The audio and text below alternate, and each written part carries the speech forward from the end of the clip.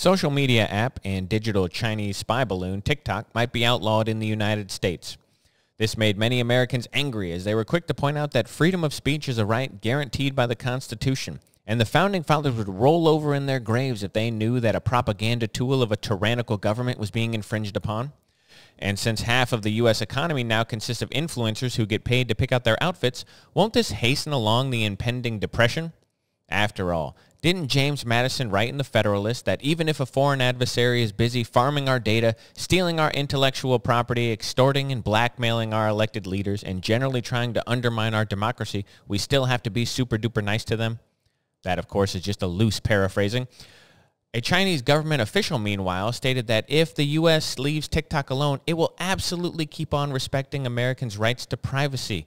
When quoted, they said, quote, "We have seen enough videos of mentally confused people dressed as animals in all of your DMs to know we've already accomplished our goal of bringing about the ruination of your country. Oh, wait, please don't quote that last part," end quote. I'm Tyler Chrestman. Welcome to the Chrestman Conversation.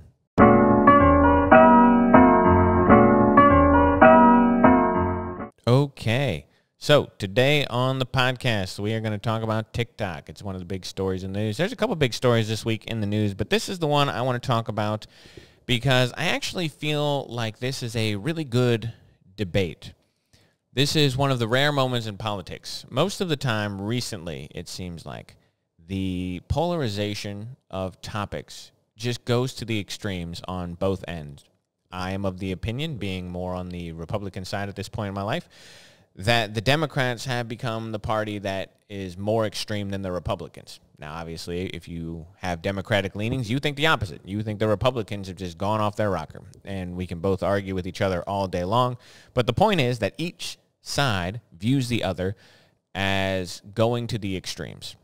This is a rare moment where I don't think that that's the case on either side. I think that there is a lot of bipartisan support for the ban on TikTok, and there are a lot of Democrats and a lot of Republicans who also have good arguments against it. So this is a rare time where you're seeing Republicans and Democrats who agree and want to do something, and Republicans and Democrats who agree who don't want to do something. Some of them are for different reasons, but they all have their reasons, and it's kind of an interesting thing. You don't see that much. Most of the things done in Congress these days appear to be more along the party line, and I think there are actually some really good arguments on both sides. So before we get into that aspect, I just want to give a little bit of the backstory for the people who maybe didn't catch the news this week or didn't see about the ban and don't know anything about it. Let's just do a little bit of backstory. So TikTok is a social media app. I actually don't know. I should have looked this up beforehand. I'm curious to see where it ranks in terms of daily users, but it is extremely popular with young people. I will say that. I know this for a fact. When it comes to the young demographic, TikTok is the most popular social media app. And I think it has a lot of very negative aspects to it, but it's very addictive. It is. The algorithm on TikTok is on point. You have people who are spending, they said an average of 80 minutes a day, but I think that is highly skewed to the people who rarely use TikTok and the people who use TikTok all day long. The median is not 80. You might say that the mean is 80 or the mode is 80, but the absolutely, you're not saying that the most of the people are using TikTok for 80 minutes a day. I would say that the kids, the ones who are really on TikTok, use TikTok a lot more than just 80 minutes a day. It's very addictive. The algorithm is good. It is. I don't personally have a TikTok, but I get sent TikToks all the time. People in the group chats I'm in or friends, I always want to send you things from TikTok. And I get why, because, again, entertaining. I like the thing that would curate my feed would be stupid, funny videos, political shorts, podcast clips, either from funny ones or politics. I know exactly what mine would look like. Oh, and probably clips from the UFC. That is exactly what my thing is, because that's what my Instagram turned into. It's all podcast bros and UFC fights. That's basically what it is. So I get the addictiveness of it, and it's got a lot of negative aspects for for kids. But so this bill goes forward. It has nothing to do with any of that. This is not one of those social media is bad for kids bills in the way that they have been in the past, where they've done these things where they've gone after Facebook, and which controls Instagram, where they talk to the owners of Snapchat or Twitter about how kids use these platforms and how it's bad for social health. This is different than that. The bill went forward because the company that owns TikTok, this company called ByteDance. ByteDance is a Chinese-based company that would be forced to sell the portion that's controlled by a Chinese entity to another buyer. So the company ByteDance, again, it's a Chinese company. In order to operate in America, this bill that went through the House would force the company to sell to somebody else. I don't believe it has to be an American company. I just think it has to be a company that's not controlled by the Chinese government. Because there are a lot of reasons for that we're going to go into in just a moment. But this bill, it passed the House.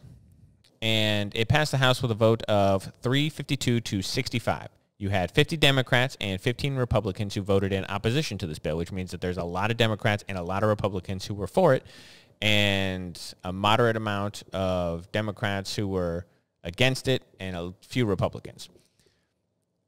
The reason why this bill is proposed, again, it's not a mental health thing for kids in the way that we have traditionally talked about social media being bad for kids, which, by the way, people, I will continue to say this. If you're a parent, the best thing you can do for your kid is keep them off of social media. Keep them away from screens. No phones, no tablets, minimize TV watching. The most compelling data about the development of a child suggests that the earlier they get on screens, the worse their mental health outcomes are going to be, and the worse their intellectual development becomes further down the road. The best thing you can do for your kid is keep them away from screens. This is not that. This is not because of that. This is because the TikTok user agreement, we can go back to that.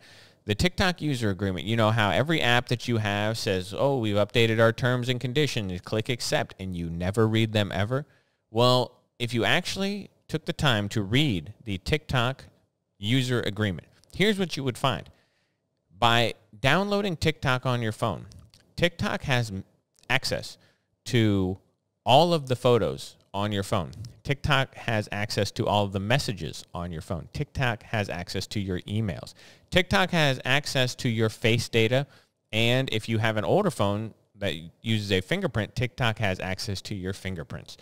TikTok is basically acting as a data vacuum for Americans' data. The Chinese are using a giant Hoover vacuum by the name of TikTok to suck up all of the data from all of the Americans who download it, which the last I checked was about 170 million people in America. This is bad. This is really bad. This is not that, by the way, your data is being mined by every company that you interact with. This is just the way it is now. You are a commodity. These social media companies, they are using you to make money. And the way they use you is by advertising you products, and by then taking everything that they know about you and selling it to people. They sell it to advertisers. So the reason why you get those ads for things that you kind of want is because that company has collected that data about you, sold it to advertisers who then advertise to people. For example, if you have a dog, they'll start advertising you dog food because they know you have a dog or a cat, or that you like to knit, or that you like to rock climb, whatever the case may be. They take that data and they sell it. Well, this company in China is doing that, but on a much larger scale and with much more fragile data. Now, there's a lot of theories as to what they could do with this, because here's one of the problems. There's a lot of theories about what they could do with this data, but there's not necessarily a lot of absolutely, we know what they're going to do with it. There are theories. Now, one of the things that I personally think is that it would be a bad thing if China has access to all of our faces. It would be a bad thing if China had access to every text message you've ever sent to anyone. Because let's say you're a regular guy. You're a gardener. You don't really have any skeletons in your closet. You're not out there doing anything. You're not having an affair. You're not illegally getting paid under the table. You pay your taxes. You do all these things. Okay, you might say, well, I don't care. Well, what are they going to find? I'm not doing anything wrong. Fair enough. But the farther you go up that chain, the more dangerous it becomes. Because, well, you're just a regular guy. You got nothing they're not going to be able to blackmail you. Okay. What if we're looking at this the wrong way? What if that app that you're downloading allows them to act like Pegasus and get on your phone and basically screen grab things or steal your passwords for things? The Chinese government could literally be using apps that you download onto your phone to steal your passwords to things like your bank account. You might think this is crazy. You might say this is conspiratorial thinking by Tyler Chrestman. This is not. It really is not. You downloading things is the number one way that software you don't want on your phone exists. It's the number one way by people who download things onto their devices. This is why the federal government, as well as several state governments, said you're not allowed to have TikTok on your phone because they know that this is a real threat. The other thing they could do, let's say that you're not the most squeaky clean person in the world. You are opening yourself up because China won't come. The government, you're not going to get a call on your phone from a blocked number and you answer it and it's President Xi from China saying, hey, I got you. You work for me now. That's not the way it works. But what could happen is the Chinese government, using some pass-arounds, sells your data to less scrupulous entities. And they then sift through the data. They mine that data, and they look for little nuggets of bad things. And then you're opening yourself up to blackmail and extortion. Or maybe they just steal your shit. This is a real thing that can happen, and it happens all the time. The reason why this bill went forward is because they're saying the Chinese government, who the United States government and the Chinese government are two of the biggest opponents in the world right now. It is true. We are battling for the future of the world right now. Now, I think the U.S. is winning handily, but it's not going to always be that way. The Chinese, they have run into a bunch of problems we don't have to get into. Their one-child policy has backfired tremendously because they have an inverted triangle of population growth. They have an unsustainable economy. Their GDP per person is still trash compared to the United States. They have an artificially boosted economy. They have phantom cities. They have so many things wrong with the way that China's run. Not to mention, it's a tyrannical hellhole where you have no freedom of speech, religion, and they are currently interning hundreds of thousands of people for practicing the wrong religion. So China's bad. They just are. The Chinese people, I know many of them. They're great. Most of the average Chinese people are great. The Chinese government is not our friend. They are not. The diehard, the people who believe in the Chinese communist system, they are not nice people. They're not good. They do bad things. Average Chinese person, there's 1 billion Chinese people. Most of them, lovely people. But the government is bad. That's what we're talking about. Don't get it mistaken. Anyone who's trying to say this is somehow anti-Chinese sentiment, it's not. When you want to talk about what the Chinese people believe, well, we could talk about that. But I'm talking right now specifically about the government. They are our biggest ideological opponents. Bigger than Russia, or as big as Russia. That whole threat. You have Russia, you have China, you have Iran. These are our big three right now that we are fighting basically a Cold War with, those three. And then through proxies, we are actually fighting a hot war with Russia, and we're fighting a hot war with Iran currently in the Middle East through Israel, as well as some of our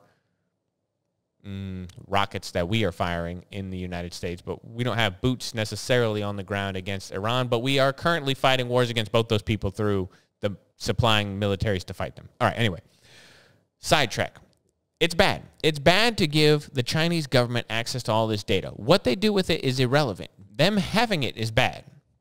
So this bill would force ByteDance to sell. They would force them to sell to somebody who's not the Chinese government because being based in China as they are subject to the Chinese government's laws. They have admitted this. They say, well, the Chinese government hasn't come to us and demanded that we hand over X, Y, and Z. I don't care. It could be true, could be not true. Doesn't matter. They have admitted under Chinese law, they are absolutely required to hand over whatever they say. Whatever China comes in and says we want, they give, because that's the way the Chinese law works. There's no Fourth Amendment. There's no protection against warrantless search and seizure. There is none of that in China. They can come in. They tell you what they want. You have to give it to them. That's the law. They've admitted this. ByteDance has admitted this. In 2022, a former employee said that TikTok had people who were working for TikTok who were spying on Americans using the app. And this included journalists that were investigating the company ByteDance for potential misconduct. Now, ByteDance said, well, these were just employees. It wasn't necessarily a system-wide thing, and it wasn't necessarily the Chinese government. It was just our own employees who were spying on Americans. They've admitted that this happened. We know that it did. This is not a conspiracy theory, that they were using the app to spy on Americans already. Last year, a former ByteDance executive said that the Chinese government had and this is what the term he used, quote, super user credential that it could use for spying purposes. They stated for a fact that China did this to spy on Hong Kong protesters in 2018. They did this to find people, arrest people, and shut down protests in 2018. They already are using this app to spy on people. And what that means is they have access to your camera. They have access to your microphone. They can ping your phone like a little transmitter that then sends data in real time back to them. They have this ability on the phone. Your phone, every time, have you ever seen, there's this really famous picture of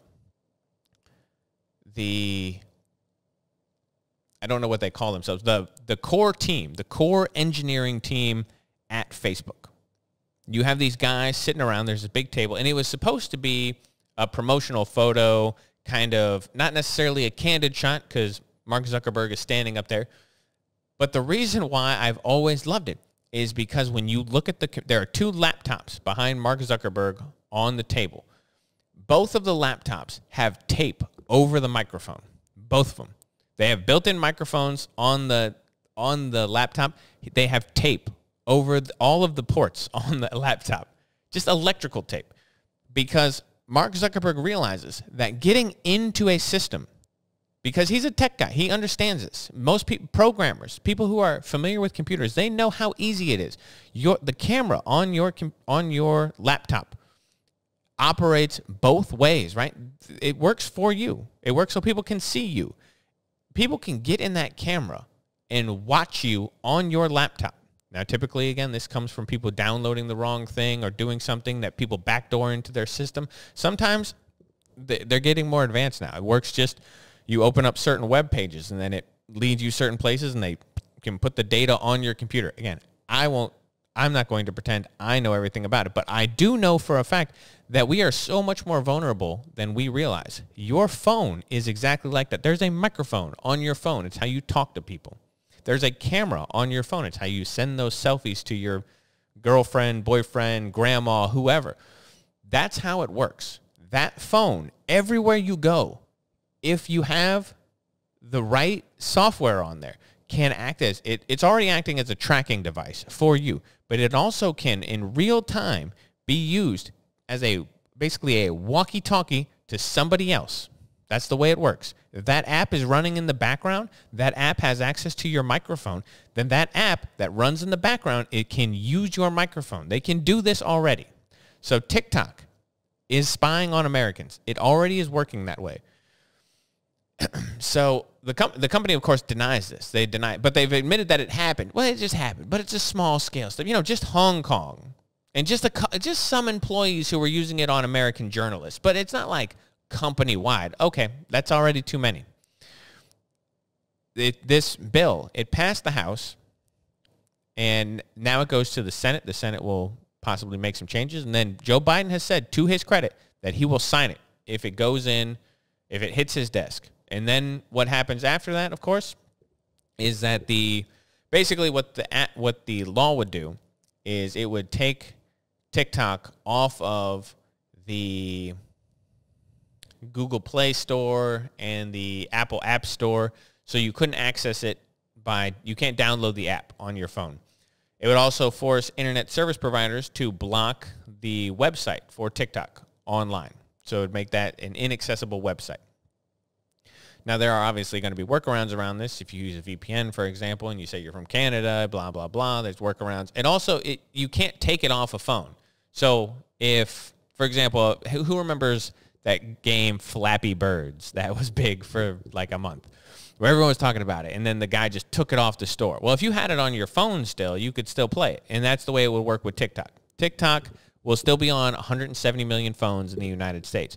The way that it will die, it'll die slowly, and it'll decay slowly, because the app will not be able to update itself. It won't be able to move forward with any new iOS programs. It won't be able to do these things. So eventually, it dies through attrition. That's basically the way it will work. But there is no way to take it off your phone. So if you still have it, you'll still be able to enjoy it, and you're not going to be committing a crime. No one's going to come arrest you for being on TikTok. That's not the way the law will work. So as you can tell by my side of it here, I'm for the ban. And now I want to go on the other side. I want to argue against myself here. So there are arguments, as I said, on the other side that I think are good arguments. I think they are well-intentioned. I think that they have a lot of merit and a lot of good points. I just don't agree with them. In totality, which you rarely do, but they don't sway me to that side. And we could take a guy like Rand Paul. I like Rand Paul. Rand Paul has a lot of libertarian leanings. He's a great dude. If he was running here, I would vote for him. I like him. So I'm not saying anything against him. But this idea that this is somehow a violation of the First Amendment, I do not see it. It's the same thing I have said for the past couple years about Chinese companies that have been buying United States farmland. This should be illegal. We should not allow foreign money to be invested in American agriculture. It is not right. It's not right that Chinese companies should own the majority of American farms. I don't know who thinks that's a good idea. They are not our friends. They're not our allies. And even if they were, it's not a good idea that Americans don't control their own farming. It's wild that people don't see that. The amendments, the Bill of Rights, there are 27 amendments to the Constitution.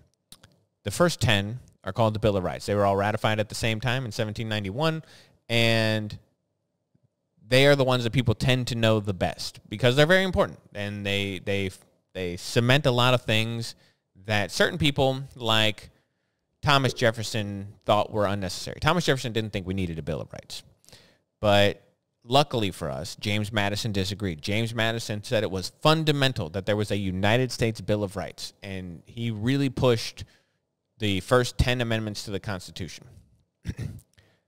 The Constitution and those amendments do not apply to foreign-born people. They do not apply to foreign governments. The Chinese government has no right to freedom of speech in the United States.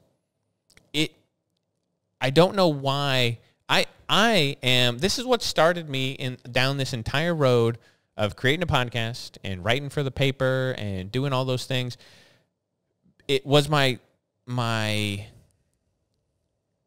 trouble, the trouble I had in my mind with college campuses back in 2014, 15, 16, with the free speech on college campuses. I saw a bunch of people who were about my age who seemed to be misunderstanding the importance of freedom of speech.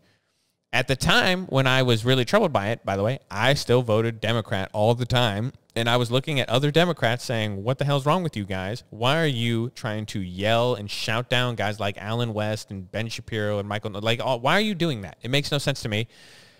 Who cares if you don't agree with them? Why do you think that you get to shut everybody up? It made no sense. So that is my whole thing. My whole thing is the First Amendment. The First Amendment, the Second Amendment, these are these are things that I am so fundamentally for. This is not a First Amendment issue. This is not stifling American voices. If you're a guy and you're saying, oh my God, they're going to take away my TikTok. How dare they stifle my freedom of speech? Dude, let me tell you something. There are a million other websites. There are still a million papers. There's still television. You could create a podcast. You could do anything in the world. The fact that you don't have one avenue to do it with is not stifling your free speech. I hate to tell you, it's just not. It doesn't work that way. TikTok is not about American citizens. We're not trying to take things away because of speech on America. I've seen a lot of people try and turn this into some sort of Jewish conspiracy recently because there's a lot of pro-Palestinian content on TikTok, but that is not what this is about either, and it's stupid. The pro-Palestinian content by the young people just illustrates kind of the divisive way that the TikTok algorithm works to polarize Americans, and as I've said for years, it makes Americans dumber, which is why you see all that pro-Palestinian content. But the reality of the situation is that it has nothing to do with that. I have been for a TikTok ban for years. Most of the people who are for this TikTok ban have been for it for years. This is not some anti-Palestinian thing because Free Palestine trended on Twitter. This has been an ongoing debate for at least 2 years.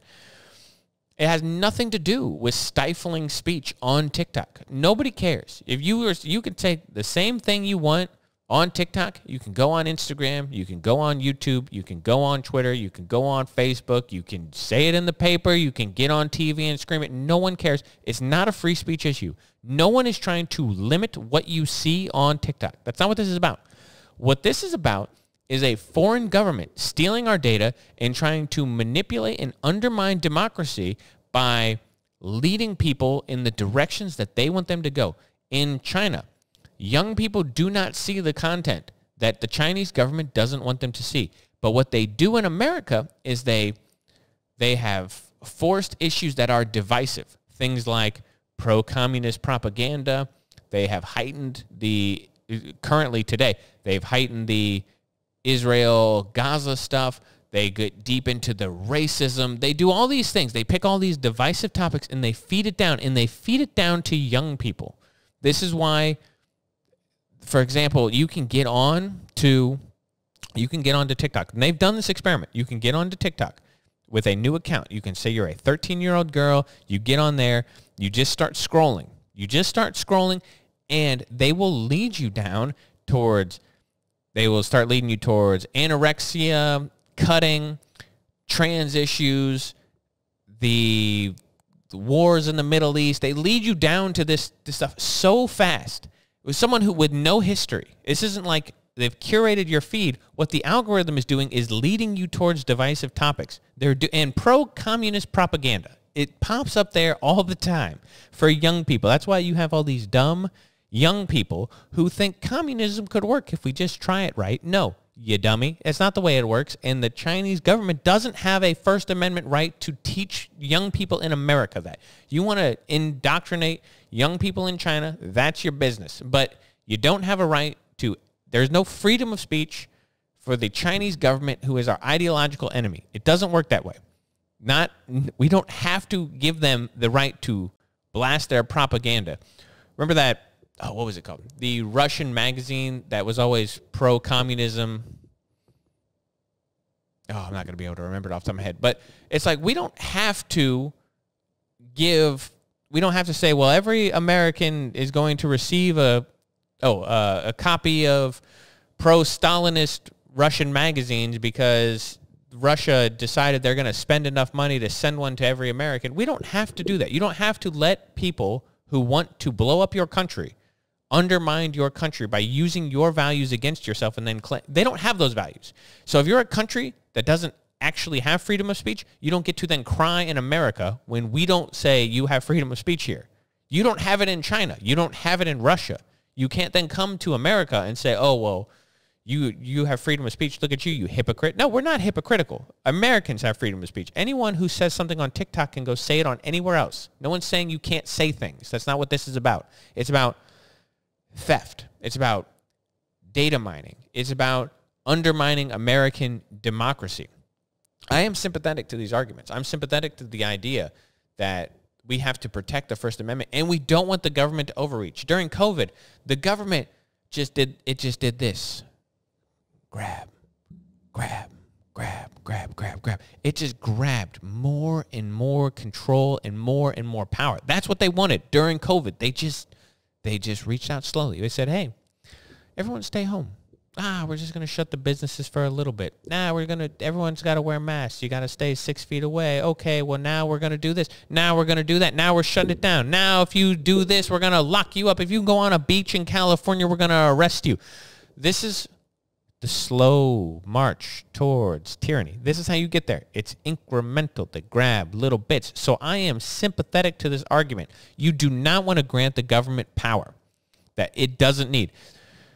However, saying that, it does not sway me to pretend that this is a slippery slope. I don't see that. I don't see where this applies elsewhere, because none of the other major social media companies are owned by China. They're just not. I don't know what to tell you. The Chinese government is the issue here. It's not about social media. I hate social media. It is the worst. Now, it is really entertaining. It's really fun. I think it's terrible for society. It really is. And I understand the irony, because I have a podcast and I post it on social media and blah, blah, blah, blah, blah. It has a lot of great uses. I'm not going to say it doesn't. Social media is awesome for some things. On a whole, I think it's a net negative for society. And TikTok is the worst. It really is. It is the worst. You are developing TikTok brain, and you don't even know it. You don't realize it. It's like that now. Instagram Reels, or Facebook has Reels, or YouTube has Shorts that you just go through. Any of that stuff, it is decaying your brain, and you don't even realize it. Your brain is becoming mush. Your attention span is just becoming nil to it's non-existent. Social media is bad. That's not what the bill is about. We keep saying it's not what the bill is about. It's not a slippery slope. We're not granting the government power to censor what you can and can't see. It has nothing to do with the content. This is not about content. The government, if the government came out and tried to control content, they did this. They did this during COVID. They said you can't put up misinformation. I got a strike on YouTube for misinformation about COVID when I was quoting the CDC. I asked them, what did I say that you're saying is not accurate? They never respond to me, of course, because that's what the social media company. But I got a strike on YouTube for this. They took down one of my videos. They said I was spreading false information. It's absolute bull. But that's what it was. That was the government. The government came in there and said, they asked the social media companies to take down, hey, we don't like what these people are saying. Take them down. Silence them. Throttle their accounts. I am against this. Again. But the arguments that Rand Paul is making, the arguments the libertarians are making, they miss the mark. That's not what this is about. It's nothing to do with the content. I don't know. The government, you don't want the government being able to just shut down websites. I agree with this. I really do. But if you say that this is where I can say I understand the argument. It's like WikiLeaks. Your opinion on WikiLeaks. Should the government have the ability to shut down WikiLeaks? It's a hard question. It really is. It's a hard question. All they're doing is releasing government documents. That's it. Okay, should the government have the ability to shut it down? Well, where does the classified system end, and where does government cover-up begin? It's hard to say. I don't know. I don't know the answer. You don't always have all the answers. All I know is that TikTok is bad for the United States. This bill, I don't see it being a slippery slope. I don't know if every Republican would go along with banning other websites. And if it's an American-owned website, then there's going to be a first speech issue. I think, if I remember correctly, the bill actually carves this out. It says that in there. If a website is if someone tries to take it down, this court can be appealed at the District Court of Appeals. It says that in the bill. It's not like a lack of due process for other companies. It's specifically one company that is doing bad things.